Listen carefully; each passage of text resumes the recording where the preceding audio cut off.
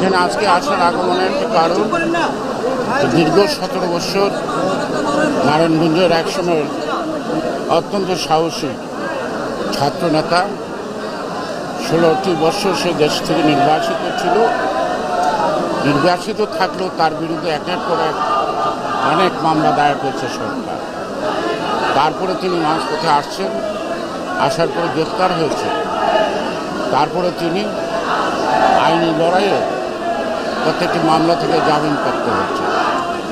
তাই দীর্ঘদিনের ত্যাগ তিতিক্ষায় তার জীবন ভরপুর, আন্দোলন সংগ্রামে যিনি কখনো পিছিয়ে থাকেন নাই, এবং তিনি আজকে এই শহীদ জিয়ার মাজারে আজকে মাজার জিয়ারত করতে আসছেন।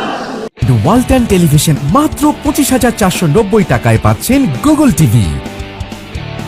এবং তিনি তার প্রতিশ্রুতি পূর্বের ন্যায় জাতির পক্ষে, দেশের পক্ষে, গণতন্ত্রের পক্ষে আগামী দিন লড়বেন। তাই তার সাথে আমরা যারা আসছি, আমি নাম বললাম না, সবাইকে চিনেন, আমাদের আব্দুল সালাম এবং হাবিবুল সোহেল, মানে অনেক নেতা, সবার নাম বলার সময় নাই।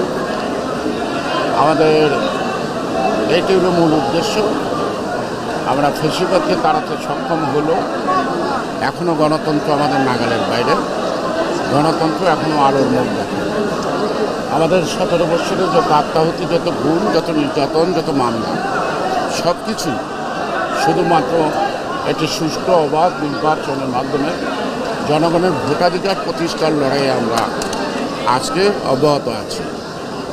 আমাদের নেতৃত্বের উপর কি জুলুম হয়েছে, তাকে প্রাণে মেরে ফেলার জন্য মিথ্যা মামলা দিয়ে, অপবাদ দিয়ে তাকে যে হয়রানি করা হয়েছে, এটা দেশবাসী, এবং তিনি এখনও মনোবলও হারাননি এবং দেশের পক্ষে লড়ার ক্ষেত্রে তিনি প্রস্তুত আছেন, এবং তার উপস্থিতিটাই আমাদের কারণ। অপরদিকে দীর্ঘ 17 বছর যাবে দলের ভারপ্রাপ্ত চেয়ারম্যান বিগত সরকার দ্বারা এবং 111 দ্বারা তিনি নির্যাতিত, শারীরিকভাবে সুস্থতার জন্য তিনি বাংলাদেশের বাইরে থেকেও গত 6 বছরে বেগম খালেদা জিয়া যখন কারান্তরীণ, তখন তিনি সারা জাতিকে ঐক্যবদ্ধ করেছেন। শুধু বিএনপিকে ঐক্যবদ্ধ করেননি, প্রায় 60টির মতো দল ঐক্যবদ্ধ করে 31 দফার ভিত্তিতে আমরা ফেসিবাদকে সক্ষম হয়েছি। মাঝপথে যারা 24 থেকে 5ই আগস্ট পর্যন্ত যে সকল সাধারণ ছাত্ররা রাস্তায় নেমে তাদের যে বৈষম্য বিরোধী আন্দোলন, 8 দফার আন্দোলন